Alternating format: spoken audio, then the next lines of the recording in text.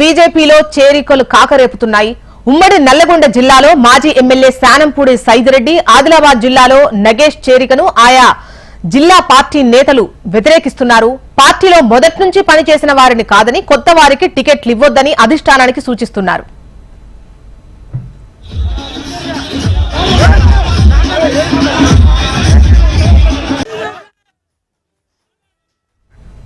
Bandi Sanjay BJP రాష్ట్ర అధ్యక్షుడిగా ఉన్న సమయంలో సైదిరెడ్డి వర్గీయులు 2 సార్లు దాడులు చేశారని ఆరోపించారు. గుర్రంబోడు తండాలో పోడు భూముల పరిరక్షణ కోసం వెళ్లిన బీజేపీ నేతలపై దాడులు చేయించారని ఆరోపించారు. బీజేపీ కార్యకర్తలపైనే కేసులు పెట్టించిన వ్యక్తిని పార్టీలోకి ఎలా చేర్చుకుంటారని ఆగ్రహం వ్యక్తం చేస్తున్నారు. మరోవైపు ఆదిలాబాద్ జిల్లాలోనూ నగేష్ చేరికను పార్టీ క్యాడర్ వ్యతిరేకిస్తోంది. కాసేపట్లో బిఎల్ సంతోష్ ను ఆదిలాబాద్ నేతలు కలవనున్నారు. బిఎల్ సంతోష్ ఇచ్చే సమాధానం బట్టి తదుపరి కార్యాచరణ ప్రకటించే యోచనలో ఉన్నట్లు తెలుస్తోంది. మరోవైపు ఖమ్మం జిల్లాలో జలగం వెంకట్రావు చేరికపైన బీజేపీ నేతలు గుర్రుగా ఉన్నారు. ఖమ్మంలో బీజేపీ గ్రాఫ్ పెరిగిన తర్వాత జలగం వెంకట్రావు వచ్చి చేరారని ఆ పార్టీ నేతలు అసంతృప్తి వ్యక్తం చేస్తున్నారు. మొదటి నుంచి పార్టీ అభివృద్ధికి కష్టపడ్డ వారిని కాదని, కొత్త వారికి టికెట్ ఇవ్వాలనుకోవడం సరికాదంటున్నారు.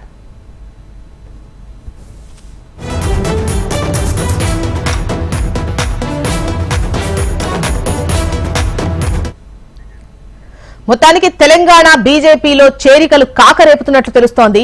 ఉమ్మడి నల్లగొండ జిల్లాలో మాజీ ఎమ్మెల్యే శానంపూడి సైదిరెడ్డి, ఆదిలాబాద్ జిల్లాలో నగేష్ చేరికను ఆయా జిల్లా పార్టీ నేతలు వ్యతిరేకిస్తున్నారు. పార్టీలో మొదటి నుంచి పనిచేసిన వారిని కాదని, కొత్త వారికి టికెట్లు ఇవ్వొద్దని అధిష్టానానికి సూచించినట్లుగా తెలుస్తోంది. మరి ఇవాళ అయితే కేంద్ర ఎన్నికల కమిటీ సమావేశం అయితే ఉంది. దీనికి సంబంధించి వివరాలు మనకు శిరీష్ అందిస్తారు. శిరీష్, చెప్పండి, బీజేపీలో కొత్త వారి చేరికతో బీజేపీలో అయితే కాస్త ఆందోళనకర సిచ్యువేషన్ అని చెప్పొచ్చు. ముఖ్యంగా మొదటి నుంచి పనిచేసిన వారికి గుర్తింపు ఇవ్వాలని కోరుతున్నారు. ఇవాళ బిఎల్ సంతోష్ దీనికి సంబంధించి ఒక నిర్ణయం తీసుకుంటారు అనే చర్చ జరుగుతోంది. దీనికి సంబంధించి మీ దగ్గర డీటెయిల్స్ ఏంటి? జోష్న, బీజేపీ అధిష్టానం ప్రకటించిన మొదటి విడత జాబితాలో 3 సిట్టింగ్లకు అవకాశం ఇచ్చి ఆదిలాబాద్ నుంచి సిట్టింగ్ గా ఉన్న సోయం బాపురావుకు అవకాశం ఇవ్వలేదు. అక్కడి నుంచి అభ్యర్థిని మారుస్తారని చెప్పేసి కూడా విస్తృతంగా ప్రచారం అనేది కూడా జరుగుతోంది. సో ఈ నేపథ్యంలో ఆదిలాబాద్ అభ్యర్థిత్వం కోసం చాలా మంది నేతలు కూడా అధిష్టానం దగ్గర దరఖాస్తు పెట్టుకున్నారు. అధిష్టానం దగ్గరికి రావడం కూడా జరిగింది. సో ఈ నేపథ్యంలో నిన్న మాజీ మంత్రి, మాజీ పార్లమెంటు సభ్యుడు నగేష్ చేరిక అనేది కూడా ఆదిలాబాద్ బీజేపీలో కాకరేపుతోంది. ఇది కొత్త వివాదాలకు తెరదీస్తోందని చెప్పొచ్చు.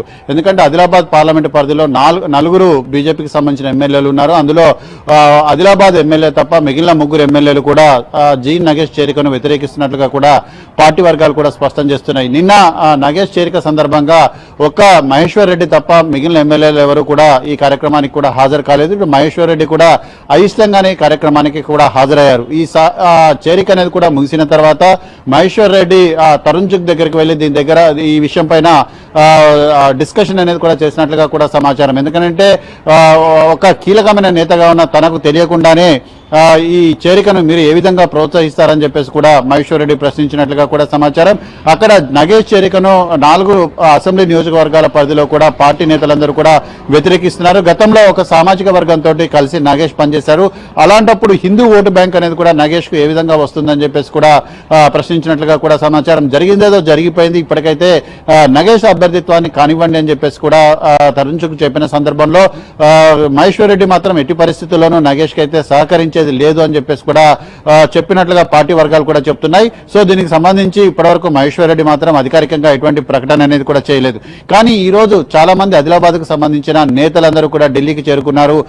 మాజీ ఎంపీ రమేష్ రాథోడ్ గాని, మాజీ బోత్ శాసనసభ్యులు రాథోడ్ బాపురావు గాని, మిగిలిన బంజారా కమ్యూనిటీకి సంబంధించిన నేతలు గాని అందరూ కూడా ఢిల్లీకి చేరుకున్నారు. వాళ్ళందరూ కూడా ఒక కీలకమైన సమావేశాన్ని కూడా నిర్వహించుకోవడం కూడా జరిగింది. నగేష్ కు తప్ప పార్టీలో టికెట్ అనేది కూడా ఎవరికి ఇచ్చినా కూడా కలిసి పనిచేయడానికి సిద్ధంగా ఉన్నాం.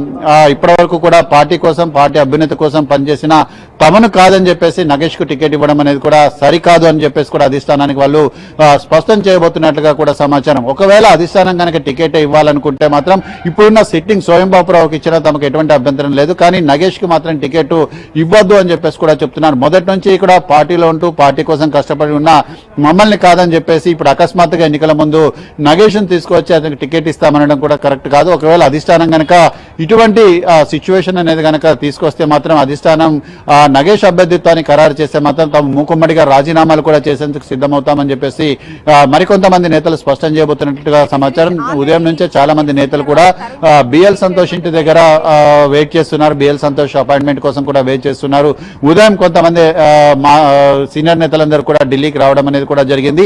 అధిష్టానం ఏదైతే నిర్ణయం తీసుకుందో ఆ నిర్ణయాన్ని పునరాలోచన చేసుకోవాలి. ఒకవేళ నగేష్ ను పార్టీలో చేర్చుకున్నారు కానీ టికెట్ మాత్రం ఆయనకి ఇస్తే మాత్రం కలిసి పనిచేసే ప్రసక్తి లేదని చెప్పేసి కూడా వాళ్ళు తేల్చబోతున్నారు. సో ఈ నేపథ్యంలో సాయంత్రం బీజేపీ కేంద్ర ఎన్నికల కమిటీ సమావేశం జరగబోతోంది. ఈ సమావేశంలో వీళ్ళు లేవనెత్తిన అభ్యంతరాలను పరిగణలోకి తీసుకుంటారా లేకపోతే అధిష్టానం నగేష్ కే టికెట్ ఇస్తుందా అనేది కూడా చూడాలి. ఒకవేళ నగేష్ గనక అధిష్టానం టికెట్ ను ఖరారు చేసిన పక్షంలో వీళ్ళు ఎటువంటి నిర్ణయాలు తీసుకుంటారు, ఎటువంటి కార్యాచరణకు పూనుకుంటారు అనేది కూడా చూడాలి. ఏదేమైనప్పటికీ కూడా పార్టీలో కొంతమంది నేతల యొక్క వ్యవహార శైలి అనేది కూడా ఆపోజిషన్ పార్టీకి లబ్ధి చేకూర్చే విధంగా ఉంది.